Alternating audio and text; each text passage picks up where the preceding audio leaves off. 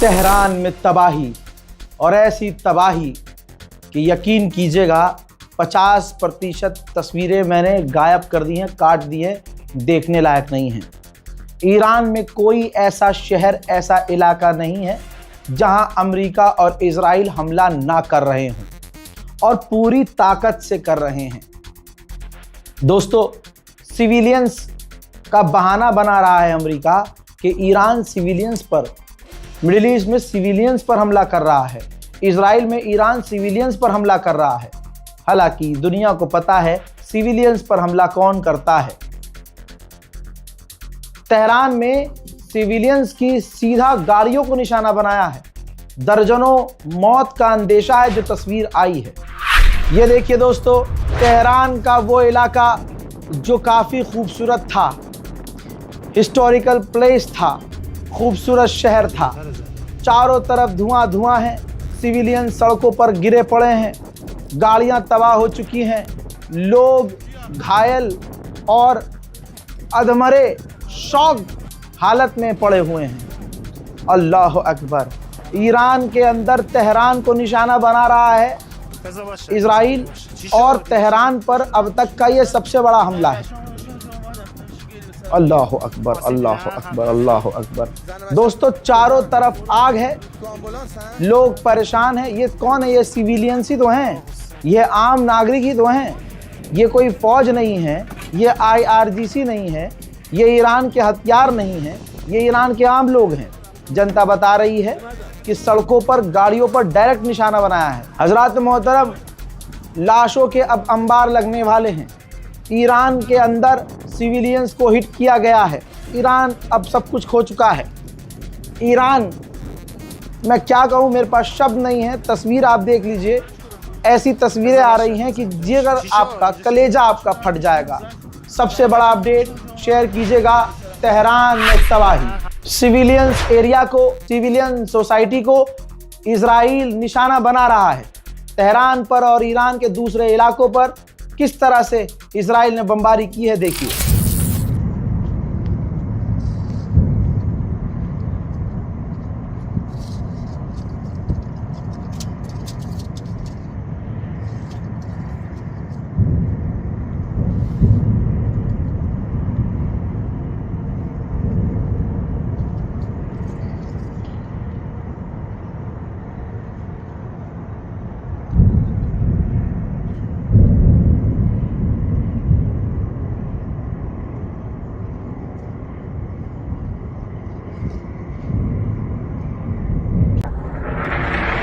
aber fast. एक और मंजर दिखाता हूं, देखिए। ये पीछे सिविलियंस इंफ्रास्ट्रक्चर है, आम लोगों की इमारत है, घर है, अपार्टमेंट है, रेसिडेंटल बिल्डिंग्स हैं।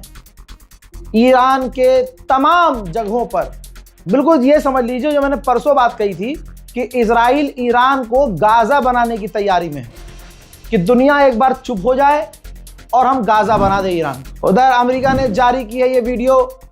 ईरान के शाहिद, वो ड्रोन जो अटैक करने की तैयारी में थे, लॉन्च होने वाले थे, अमेरिका ने ईरान के दर्जनों शाहिद ड्रोनों को लॉन्च होने से पहले तबाह कर दिया। इजराइल ने ये वीडियो जारी किया और कहा कि हम अब तक 300 ईरान के मिसाइल, बैलिस्टिक मिसाइल लॉन्चर्स को तबाह कर चुके हैं ताकि ईरान मिसाइल को लॉन्च ही ना कर सके। दुश्मन ने खुद कंफर्म किया है कि जब से ये जंग शुरू हुई है, जब से अमेरिका ने ये जंग शुरू की है, इजराइल ने ईरान पर अब तक 4000 बार बमबारी की है। दोस्तों, France, America, Germany, Britain, Europe, NATO, अरब सब एक हो गए हैं। और मैंने पहले भी कहा था, ईरान अकेला रहेगा, कोई ईरान के साथ नहीं रहेगा। अब फ्रांस बीच में आया है दोबारा से। फ्रांस के राष्ट्रपति ने न्यूज़ चैनल पर कंफर्म किया है कि हम अपने अरब देशों के साथ हैं। हमारा कतर और UAE के साथ डिफेंस एग्रीमेंट है, हम उनको बचाएंगे। मैंने साइप्रस में 2 युद्धपोत भेजे हैं और मैंने मिडिल ईस्ट के लिए ऑर्डर दिया है कि अपना एयरक्राफ्ट कैरियर वहां भेजा जाए। ईरान का वो आदमी जिसने खामनाई को निशाना बना रहा है, कि ईरान का वो आदमी जिसने अपने लोगों को मारा उसको कोई याद नहीं रखेगा। ये जंगली जानवर देख नहीं रहा लग रहा। पूरे सोशल मीडिया और इंटरनेट पर चाहे कोई भी हो, जलवा उसी शख्स का है जिसने 79 साल की उम्र में ट्रंप के टैरिफ के डर से, ट्रंप के डर से, ट्रंप की धमकियों के डर से कोई भी डील नहीं की, ना घुटने टेके। अरे मोदी नाम नहीं था उसका कि नाच के आ जाए और सब कुछ ओके हो जाए, नाम खामनाई था। शहादत कबूल कर ली, मरना गवारा कर लिया, सर झुकाना गवारा नहीं किया। फ्रांस के राष्ट्रपति इमैनुअल मैक्रोन ने ये सब कुछ बोलकर अरब और अमेरिका को खुश तो किया, लेकिन ये भी देख रहा था फ्रांस कि ईरान पूरी तरह से बौखलाया हुआ है।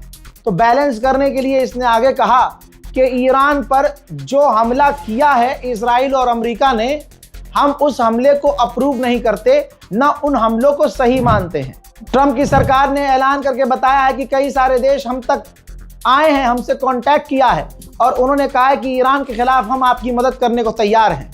यही तो है इस्लाम की हालत। अब समझ में आ रहा है कि इस्लाम कितनी मुश्किल से हमारे पास आया है और इस्लाम में गद्दारों की कमी नहीं है। सोचिए, यह अरब देश के अलावा कौन और होगा जो कहेगा अमेरिका से कि चलो, अबे भैया मोहम्मद बिन सलमान ने ही हमला करने के लिए उकसाया था। ये तो पता चल गया ना आपको मोहम्मद बिन सलमान की असलियत। तो अगर एक मुस्लिम देश मुस्लिम से वफादारी नहीं कर रहा है, एक शेर को मारने के लिए गीदड़ों की फौज इकट्ठा हो रही है, तो अब आप क्या सोचते हैं? उस खामनाई की जगह कोई और हो सकता है? अब कोई खामनाई नहीं है। पूरी दुनिया की ताकत एक हो रही है ईरान को दबाने के लिए। यूरोपीय यूनियन और गल्फ दोनों के बीच बड़ी बातचीत होने वाली है। ऐसा लग रहा है कि सारी दुनिया की ताकत ईरान के खिलाफ एक हो रही है। अब जरा सोचिए, ईरान की क्या ही ताकत होगी और ईरान का खौफ कितना होगा। कुछ तो ईरान के पास ऐसा था जिसे हिम्मत कहते हैं, ईरान का सब्र, ईरान की जुर्रत इतनी कि भैया पूरी दुनिया पे भारी पड़ रही है। सारी दुनिया ईरान के खिलाफ एक हो रही है। सिविलियंस मारे गए हैं। ये कुछ एथलीट्स हैं, ईरान के एथलीट्स जो आतंकी नहीं थे ऑब्वियसली, जो स्टूडेंट थे, एथलीट्स थे, आम लोग थे। अमेरिका और इजराइल ने इनको भी कत्ल कर दिया। लेकिन आप जब इजराइल की कोई न्यूज़ चैनल खोल के देखेंगे तो वो अपने खंडरों के पास जाकर वहां आर रोना कर रहे होंगे कि ईरान हमारे यहूदी सिविलियंस को मार रहा है। समझ रहे हैं आप? कर वो काम खुद रहा है, लेकिन अपने यहां खंडरों पर जाके कह रहा है कि हमारे सिविलियन को ईरान मार रहा है। आ गया ना तुर्की का असली चेहरा भी दुनिया के सामने। तुर्की और तुगलगाजी प्रोपेगेंडा सीरीज बनवाकर तुर्की ने अपना नाम करवाया और अब उसकी असलियत दुनिया के सामने आ रही है। मैं तो हमेशा समझाता था कि भाई इस पर भरोसा ना करना, तुर्की पर कभी भरोसा ना करना। और तुगलगाजी की बात अलग है, वो प्रोपेगेंडा करवाया इसने कि तुर्की पर लोग ऐसे हो जाएं और बस यही है इस्लाम का सालार। असलियत क्या है? तुर्की का विदेश मंत्री टीवी चैनल पर बैठा हुआ है 24-24 घंटे और सिर्फ बयानबाजी कर रहा है और कुछ नहीं कर रहा है। अब इसने कहा है कि गल्फ देशों में आप देख रहे होंगे कि ईरान सिर्फ अमेरिकी साइट पर नहीं, अमेरिकी मिलिट्री बेस पर नहीं, बल्कि गल्फ में तेल की फैक्ट्रियों पर, रिफाइनरी पर भी हमला कर रहा है। ऐसे में उम्मीद है कि जो ईरान की नई लीडरशिप आएगी वो थोड़ा फ्लेक्सिबल हो, वो थोड़ा अमेरिका की बात मान ले। आप देख रहे हैं, ये है तुर्की की असलियत कि अमेरिका की बात ईरान मान ले तो सब कुछ ठीक हो जाएगा। बहुत सीधी बात है, जो ट्रंप को खुश नहीं करेगा, ट्रंप उसका नाम एप्स्टीन फाइल से निकलवा कर दुनिया के सामने रख देगा। जो इजराइल को नाराज करेगा, इजराइल उसका पूरा काला चिट्ठा जो लड़कियों के साथ, बच्चियों के साथ जो गलत गलत काम इन लोगों ने एप्स्टीन आइलैंड पर जाकर किए हैं, सब खोल देगा। तो जर्मनी का चांसलर कैसे पीछे रहेगा? ट्रंप के सामने बैठकर जांघों पर जांघें चढ़ाकर जर्मनी के चांसलर ने कहा कि हम सपोर्ट करते हैं अमेरिका इजराइल को कि वो एक आतंकी रिजीम को ख़त्म कर रहे हैं। मतलब मान लीजिए कि आपकी किसी देश से नहीं बनती तो आप उस देश की पूरी गवर्नमेंट को कत्ल कर दें और फिर आप कहें कि वो आतंकी रिजीम है। भारत का कोई अंडुआ इसको अपने बाप पर रख कर देख ले, अल्लाह ना करे, खुदा ना खास्ता मोदी जी को कोई कुछ कर दे तो तुम्हारा रिएक्शन क्या होगा? क्योंकि सुप्रीम लीडर ही सुप्रीम लीडर था, ईरान का करता धरता था, उसे मार दिया गया। तो अब आप उम्मीद क्या कर रहे हो कि ईरान के लोग ताली बजाएं? हजरात, मैं भी कहां बेवकूफ़ी कर रहा हूं, अंधभक्तों से, राक्षसों से इंसानियत की बात कर रहा हूं। डोनाल्ड ट्रंप ने कहा कि सबसे बुरा तो यह होगा कि अब जो नया लीडर आएगा, नया सुप्रीम लीडर होगा, वो भी अगर खामनाई की तरफ बुरा हो। उधर रजा पहलवी के चूतड़ों पे लात ट्रंप ने मार दी है और अमेरिका इजराइल ऐसे ही करते हैं।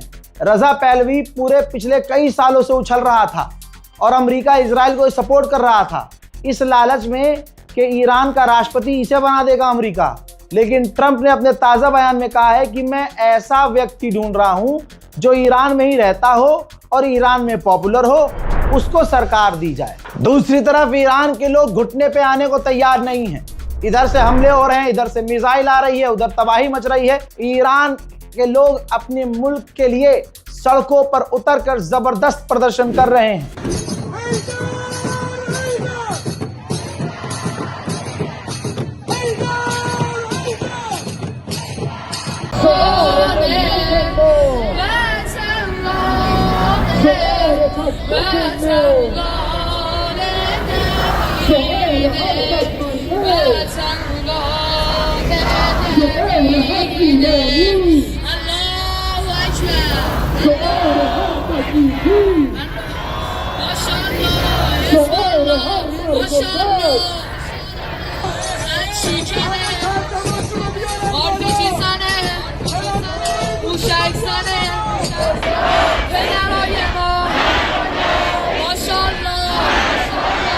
خدایا این سران عرب رهبر ما، راه شهیدان ما. اکبر آمریکا، اکبر آمریکا،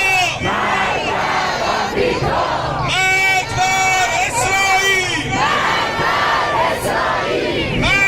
मोहतरम हज़रात, ज़्यादा से ज़्यादा हमारे चैनल को सब्सक्राइब कीजिए और वीडियो को शेयर कीजिए। रील वाले कंटेंट से दूर रहिए। इंस्टाग्राम पर जो आ रहा है 90% फेक आ रहा है, झूठ, और खुद मुसलमान झूठ फैला रहा है सिर्फ व्यूज और लाइक के लिए। और ऐसा नहीं कि कोई ऐरा गैरा, ऐसे बहुत सारे लोगों पर मेरी नज़र है मुसलमान, चैनल पर उनके 1-1 मिलियन फॉलोअर, फेसबुक पर 1 मिलियन फॉलोअर, लेकिन फेक न्यूज़ फैला रहे हैं, गलत खबरें दे रहे हैं। तो आप ऐसे इंसान पर भरोसा करें जिसकी एक भी खबर कभी झूठी साबित ना हुई और उसके सोर्स बहुत जेन्युइन हो। यह नहीं कि खाली अखबार की कटिंग। अब जैसे हम अखबारों की कटिंग लगाते हैं या कोई डिजिटल मीडिया का सोर्स लगाते हैं तो सस्ते यूट्यूबर क्या कर रहे हैं, इंतज़ार करते हैं रज़ाग्राफी क्या अपलोड करेगा, फिर उसके बाद रज़ाग्राफी ने जो सोर्स लगाया है वही सोर्स निकाल कर, वही स्क्रीनशॉट लगाकर 4 बातें अपने मन से बोल दे रहे हैं। ये हो रहा है, कौम के साथ धोखा हो रहा है। और मेरा मानना यह है कि जंग में कभी झूठ नहीं फैलाना चाहिए, इससे कौम गुमराह होती है और जंग में बुरी तरह से हार होती है। इस रिपोर्ट को शेयर कीजिएगा। मेरी बात समझ में आए तो मेरी दुआ कीजिएगा। जय हिंद।